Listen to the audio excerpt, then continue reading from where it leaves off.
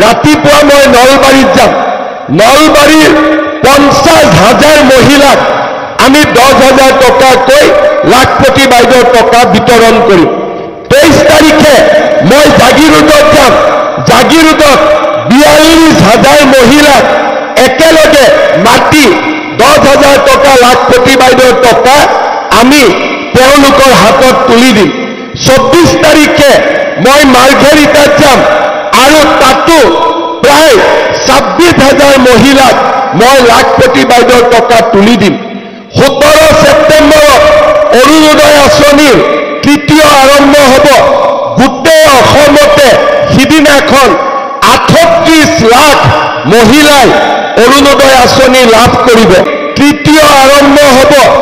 গোটেই অসমতে সিদিনাখন 38 লাখ মহিলাই অৰুণোদয় আঁচনি লাভ কৰিব। কিন্তু চৰকাৰী চাকৰিত ঘোষ লোৱা আমি বন্ধ কৰিম। আমি সিদ্ধান্ত ললো যে আমাৰ ফৰেষ্টৰ মাটি, কোনোবা মাটি বাংলাদেশৰ পৰা অহা মানুহে দখল কৰিব নোৱাৰিব। আমি সিদ্ধান্ত ললো। আজি আমাৰ চৰকাৰে সিদ্ধান্ত ললে যে বসুন্ধৰাৰ জৰিয়তে আমি লাখ লাখ মানুহক মাটিৰ অধিকাৰ দিম আৰু আমি সেই কাম 5 বছৰৰ ভিতৰত কৰি দেখুৱালো। আজি যদি এবাৰ বিটিআৰত বিজেপি দলে সুবিধা পাব পাৰে, ৰাইজে যদি অন্তৰ খুলি বিজেপি দলক ভোট দিয়ে, অহা 5 বছৰত ইয়াত কোনো সমস্যা নাথাকিব।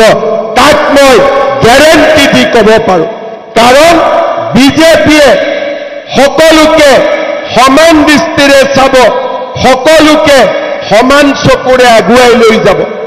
আজি বিজেপিৰ ৰাজনীতিকত আমি এবাৰ গুৱাহাটীত বিহু উদযাপন কৰিলোঁ 12,000 যুৱক যুৱতীৰে।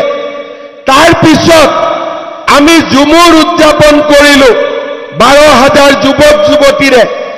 এইবাৰ আমি বাগৰুম্বা উদযাপন কৰিম 12,000 যুৱক যুৱতীৰে।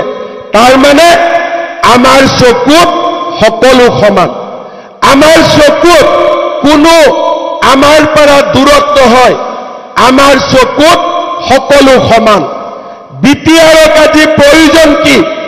যে এই বিটিআৰৰ ৰাইজক যেতিয়া কোনোবা এখন চৰকাৰে সমান বুলি গণ্য কৰিব, যে ইয়াত কোনো দ্বিতীয় শ্ৰেণীৰ নাগৰিক নাই, সকলো প্ৰথম শ্ৰেণীৰ নাগৰিক, সকলো মোৰ দেউতা, সকলোবোৰ মা, সকলোবোৰ মোৰ ভাইটি, সকলোবোৰ মোৰ ভণ্টি, এই বিটিআৰত কোনো সমস্যা নাথাকিব।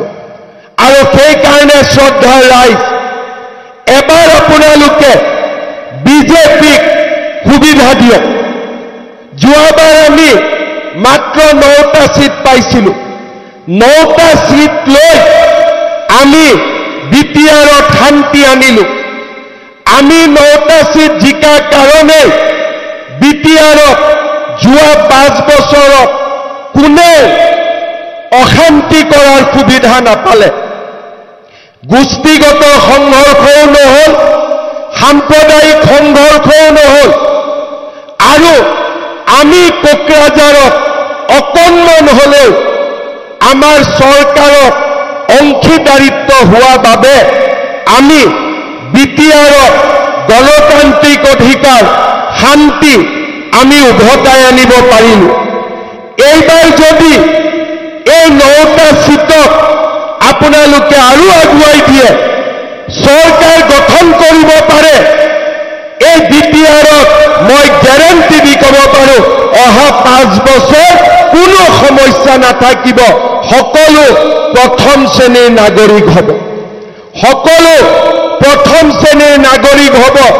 বিটিআৰত কোনো দ্বিতীয় শ্ৰেণীৰ নাগৰিক নাথাকিব। কেইদিনমান আগতে মই কোকৰাঝাৰত যেতিয়া কৈছিলোঁ যে দ্বিতীয় শ্ৰেণীৰ নাগৰিক কোনো নাথাকিব, মোক সাংবাদিক এজনে সুধিছিলে যে প্ৰথম শ্ৰেণী কোন, দ্বিতীয় শ্ৰেণী কোন? মই বোলে এইটোতো একেবাৰে সৰু অংক, সকলোৱে গম পায়। বোলে কি অংক? বোলে যাৰ মাটি আছে সি প্ৰথম শ্ৰেণী, যাৰ মাটি নাই সি দ্বিতীয় শ্ৰেণী, যোনে চাকৰি পায় সি প্ৰথম শ্ৰেণী, যোনে চাকৰি নাপায় সি দ্বিতীয় শ্ৰেণী, যোনে প্ৰধানমন্ত্ৰীৰ ঘৰ পায় সি প্ৰথম শ্ৰেণী, যোনে ঘৰ নাপায় সি দ্বিতীয় শ্ৰেণী, যোনে অৰুণোদয় পায় সি প্ৰথম শ্ৰেণী, যোনে অৰুণোদয় নাপায় সি দ্বিতীয় শ্ৰেণী। মই ঠিকে কৈছো নে নাই কওক? ৰাইজে নিজে কওক, মই ঠিকে কৈছো নে নাই? এই কথাখিনি আমাৰ বাদে কোনেও সাহসেৰে ক'ব নোৱাৰে। আপোনালোকে যি পাৰ্টিৰ মিটিঙত যাওক, কোনেও সাহসেৰে মই কোৱাৰ দৰে ক'ব নোৱাৰে। চবেই ভয় খাব, চবেই ভয় খাব। এনেকে কৈ দিম অমুকে বেয়া পাব, তেনেকে কৈ দিম অমুকে ভোট নাপাব। কিন্তু হিমন্ত বিশ্ব শৰ্মাৰ ভয় নাই, কাৰণ মোৰ অন্তৰখন সকলোৰে বাবে সমান। সেইকাৰণে মই কাকো ভয় কৰিবলগীয়া নাই, কাকো মই ভয় কৰিবলগীয়া নাই। আৰু সেইকাৰণে মই সাহসেৰে মই এই কথা ক'ব পাৰোঁ। নলবাৰীত যদি অৰুণোদয় হৈছে, মাজবাটতো হ'ব লাগিব। যদি জালুকবাৰীত মানুহে ঘৰ পাইছে, মাজবাটতো ঘৰ পাব লাগিব। যদি জালুকবাৰীৰ ডেকা ল'ৰাই টকা পইচা নিদিয়াকৈ চাকৰি পাইছে, মাজবাটতো পাব লাগিব। আৰু যদি জালুকবাৰীত মানুহে মাটিৰ অধিকাৰ পাইছে, ইয়াতো আমাৰ খিলঞ্জীয়া মানুহখিনিয়ে মাটিৰ অধিকাৰ পাব লাগিব। এই কথা সাহসেৰে ক'ব লাগিব। আপোনালোকে সকলো পাৰ্টিৰ মিটিঙত যাব, কোনোবাই অমুকক গালি দিব, কোনোবাই তমুকক গালি দিব। মই কাৰো বিপক্ষে একো নকওঁ। BPFও আমাৰ শত্ৰু নহয়, UPPLও আমাৰ শত্ৰু নহয়। কিন্তু BTRৰ ৰাইজ দ্বিতীয় শ্ৰেণীৰ নাগৰিক হৈ থাকিব নোৱাৰিব, সকলো প্ৰথম শ্ৰেণীৰ নাগৰিক হ'ব লাগিব। মই স্পষ্টভাৱে কম যে BTRত VCDCৰ ৰাজত্ব নচলিব, BTRত ৰাইজৰ ৰাজত্ব চলিব লাগিব, ৰাইজৰ ৰাজত্ব চলিব লাগিব। আৰু যেতিয়া এই BTRত ৰাইজৰ ৰাজত্ব চলিব, অসমৰ ভিতৰতে BTR আটাইতকৈ বিকশিত আৰু প্ৰগতিশীল অঞ্চললৈ ৰূপান্তৰ হ'ব। শ্ৰদ্ধাৰ ৰাইজ, এই নিৰ্বাচনে আমাক এটা সুযোগ দিছে।